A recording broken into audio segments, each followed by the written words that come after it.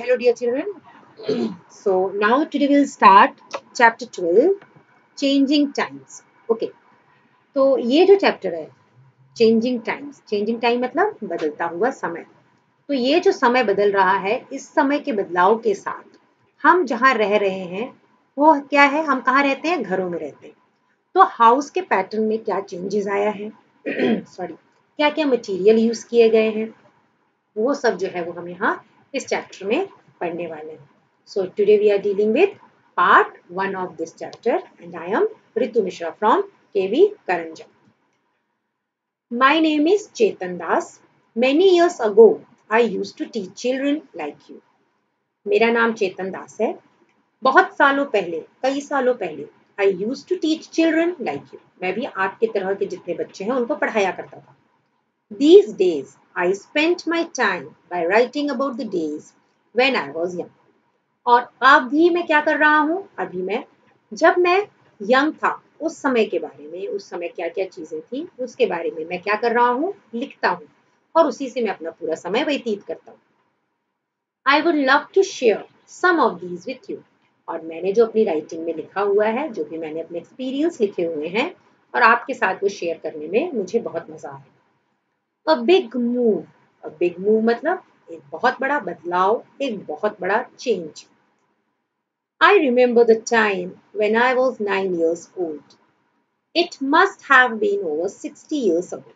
उसने कहा मैं अब याद कर रहा हूँ जब मैं 9 साल का था और ये जो है आज से लगभग लगभग 60 साल पहले की बात है.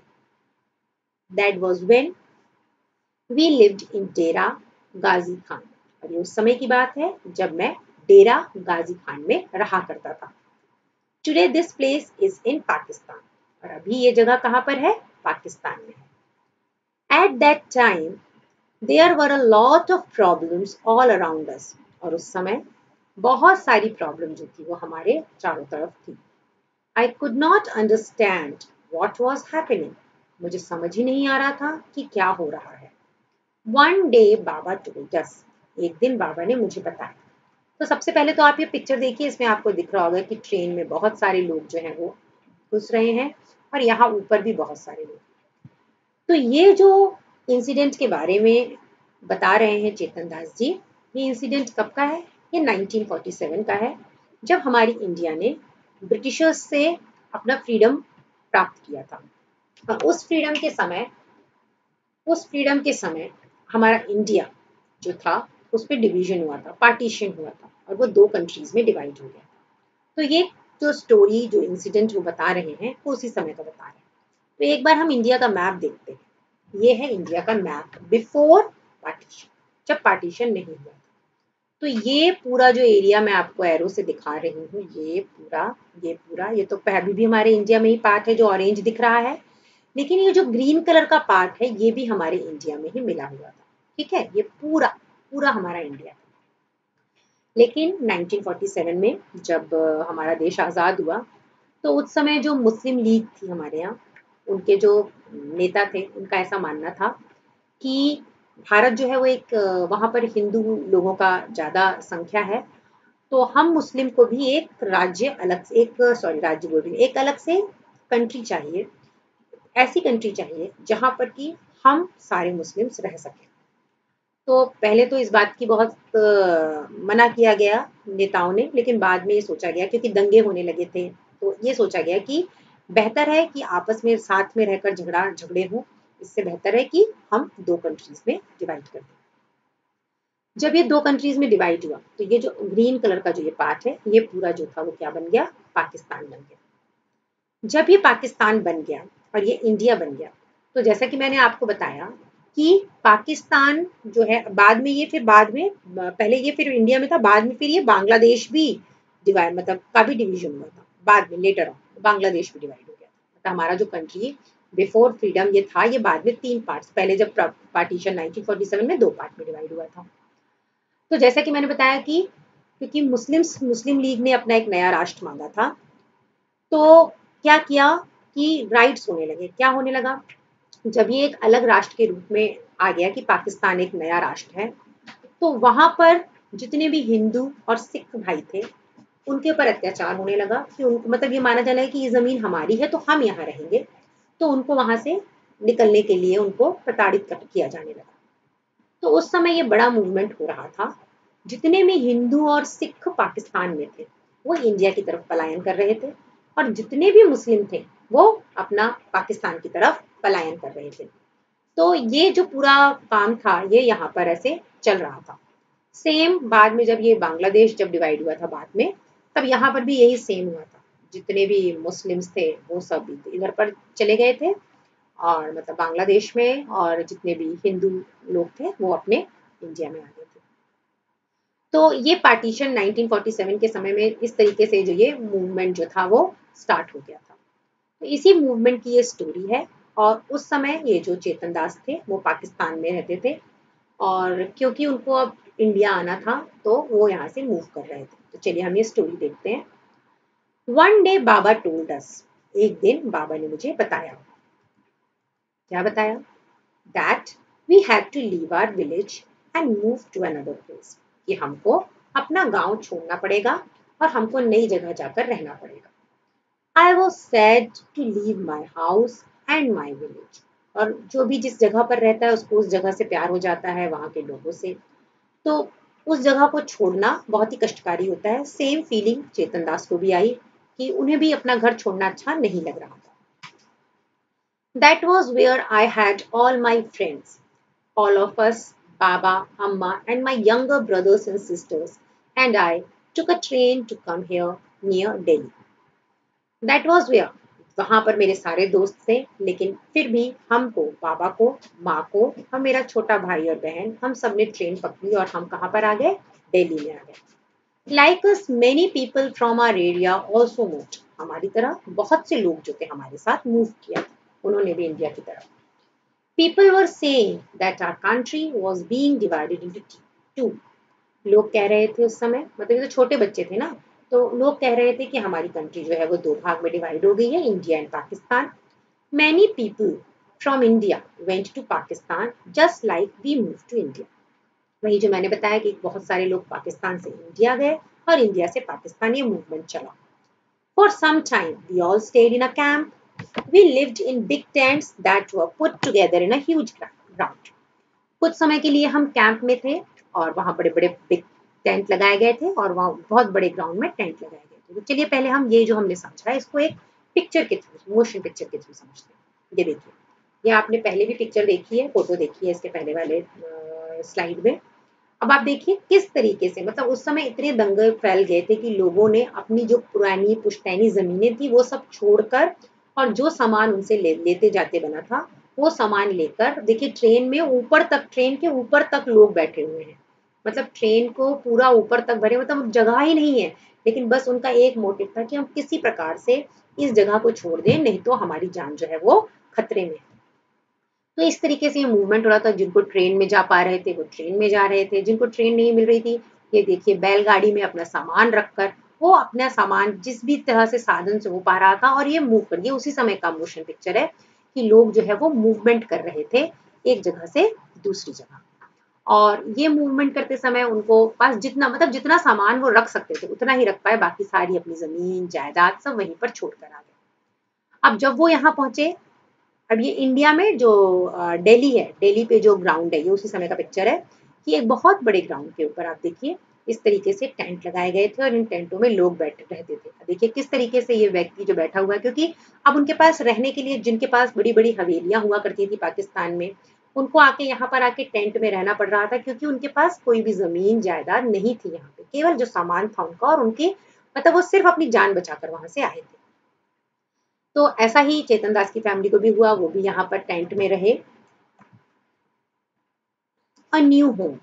One day, Baba told us that we had been given some land in Sona village. एक दिन उनके बाबा ने आकर बताया कि हमको कुछ जमीन दी गई है सोहना विलेज में। अब ये सोहना विलेज कहाँ है? ये है हरियाणा के पास, ठीक है, हरियाणा में है।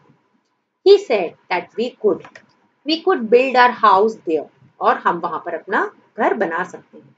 I was very happy, और अपने घर बनाने की बात सुनकर हर कोई बहुत खुश होता है, तो मैं भी खुश हुआ।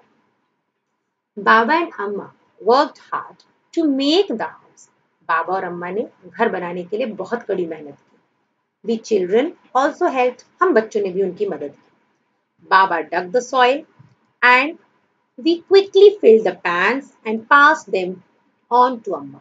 बाबा ने जो सॉइल थी, जमीन थी, उसको डग किया मतलब खोदा, और हम बच्चों ने क्या किया, वो जो मिट्टी वो खोद रहे थे उसको हमने पैन्स में मतलब जो तसले होते हैं उनमें भरा और वो अपनी अम्मा को दिया। गुड़िया एंड अम्मा मिक्स्ड हस्क इन इट। गुड़िया और अम्मा ने क्या किया, मतलब ये दोनों भाई देते थे, और जो उनकी माँ थी और उनकी बहन थी, उन्होंने मिलकर उस मिट्टी में हस्क मतलब भूसा मिलाना चालू किया। बाबा पुट अप द वॉल, और फिर उस मिट्टी से क्या किया उन्होंने, बाबा ने वॉल बनाई। मतलब यहाँ से वो मिट्टी ले जाते थे अपनी माँ के पास, माँ और बहन उसमें हस्क मिलाती थी, फिर वो मिट्टी उठाकर अपने बाबा के पास लाते थे, और उनके बाबा जो थे वो क्या बनाने लगे, वॉल बनाने लगे, दीवार बनाने लगे। ये देखिए इस तरीके से दीवार बनाने लगे। We brought cow dung from nearby houses, फिर हम बाजू में जो हमारे घर थे वहां से हम काउ डंग लेकर आए, मतलब गाय का गोबर लाए। अम्मा mixed it with the mud, माँ ने उसको मड मतलब मिट्टी के साथ उसको मिक्स किया। She coated the floor with the mixture, तो उन्होंने क्या किया, जो नीचे की जमीन थी, फ्लोर था, उसको उस मिक्सचर से पूरा कोट किया, उसके ऊपर कोटिंग की। She used to do in our old house, और वो ऐसा हमारे घर में भी किया करती थी, मतलब दीवारों पे भी किया और जमीन पर भी किया नीचे। Amma used to say that this would keep the insect away, और जमीन में ऐसा करने से क्या होता है, जब वो मड और उसका मिक्सचर करते तो जमीन में क्या होती है, थोड़ी छेद वेद होते हैं, वहां से कीड़े आने का डर होता है, इंसेक्ट्स आने का डर होता है। तो अम्मा का ऐसा मानना था कि अगर मैं हम जमीन पर उसको ऐसे कर देंगे तो वो एक तरह का प्लास्टर हो जाता, मतलब वो जो उनका जो छेद है जहां से कीड़े आ सकते हैं, वो सब उस मिट्टी और गोबर से क्या हो जाता था, बंद हो जाते था।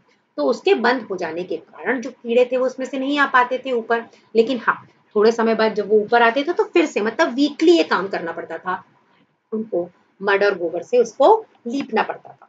ठीक है। Then it was the turn for the roof to be made, अब किसकी टर्न आ गई, छत को बनाने की। बाबा made a frame by joining strips of wood and fixed it on the four wall, बाबा ने वुड की एक फ्रेम बनाई और उसको फिक्स किया चार वॉल के ऊपर। We put branches of neem and kikar tree on the frame, और फ्रेम किससे बनाया था, नीम और कीकर ट्री के ब्रांचेस से। तो नीम और कीकर ट्री जो होता है, वो जो ऐसा ट्री होता है जैसे इस तरह, वो ट्री जो होता है उसके ट्री को टर्माइट्स नहीं खाते। टर्माइट्स मतलब क्या होते हैं, ये दीमक। दीमक क्या करते हैं, ये लकड़ी को खा के उसको बिल्कुल बारीक पाउडर बना देते हैं। तो अगर नीम और कीकर की ट्री है तो उसका ये एडवांटेज है कि उसको टर्माइट नहीं खाते हैं, तो उसके कारण क्या होगा, उनका जो फ्रेम बनाया है वो फ्रेम जो है वो टूटेगा नहीं, वीक नहीं होगा। अम्मा put old Ghani bags on this, gunny bag मतलब जैसे जूट के बैग्स होते हैं ना, आजकल जूट के बैग आते हैं, पहले क्या होता था सामान के लिए ऐसे गनी बैग आते थे, जो रस्सी होती थी जूट की उससे बनाए जाते थे। तो अम्मा ने क्या किया, वो जूट के बैग जो थे वो उस फ्रेम के ऊपर डाले, और उसके ऊपर फिर किससे कवर कर दिया, मिट्टी से, मड से। Most of the houses around our house were made like ours, और बहुत सारे हाउस जो थे वो हमारे तरह ही बनाए गए थे। A few were different, कुछ जो थे वो अलग थे। ये देखिए इस तरीके की मिट्टी की दीवारें हैं, और फिर उसके ऊपर ऐसा फ्रेम बनाकर ऊपर से उन्होंने गनी बैग और मिट्टी से ढांका हुआ है। But I like my house the best, लेकिन मेरे लिए मेरा घर जो था वो बेस्ट था। It was just like our old house, ये बिल्कुल वैसे ही हमारे पुराने घर के जैसा था। अब हम क्वेश्चन आंसर है वो देखते हैं। Talk to any one of your grandparents और any other elderly person, find out when she और ही वाज 8 8 9 8 ही वाज 8 और 9 ईयर ओल्ड। अपने ग्रैंड पेरेंट्स से बात करनी है, और उनसे जब वो 8 और 9 साल के होंगे तो उनसे पूछना है ये क्वेश्चंस। वेयर डिड शी और ही लिव, वो कहाँ रहते थे, तो ही लिव्ड इन अ विलेज, वो विलेज में रहते थे। विलेज का क्या नाम था वो आप लिखेंगे। From what material was her or his house made, उनका घर किससे बना था। His house was made of mud, straw, wood, rope and bamboo stick, वही कच्चा हाउस था, मिट्टी का हाउस था जो मड से और स्ट्रॉ से, लकड़ी से, रस्सियों से और बैम्बू स्टिक से बना था। Did they have a toilet in their house, तो उस समय क्या टॉयलेट थे, तो नहीं, उस समय टॉयलेट्स नहीं हुआ करते थे। लोग क्या करते थे, बाहर खेतों में जाया करते थे, ओपन स्पेसेस में। In which part of the house was food cooked, वहां पर एक सेपरेट किचन होता था जहां पर खाना पकाया जाता था। A lot of mud was used when Chetan Das house was made. Why? बहुत सारी मड का यूज किया गया था चेतन दास के हाउस को बनाते समय, क्यों? A lot of mud was used when Chetan Das house was made because mud protects the house from cold and heat. क्योंकि घर जो है, जो मड है, चेतन दास का जो हाउस है, उसको इसलिए बोले कि मड जो है वो क्या करती है, बाहर की जो गर्मी और सर्दी है उससे क्या करती है, घर को बचाती है, इसलिए मड से उसके घर को वो किया गया था। तो ये अब तक हमारा वीडियो का हमने फर्स्ट पार्ट अभी कंप्लीट किया है। तो thank you all and stay tuned for the next video. God bless you all.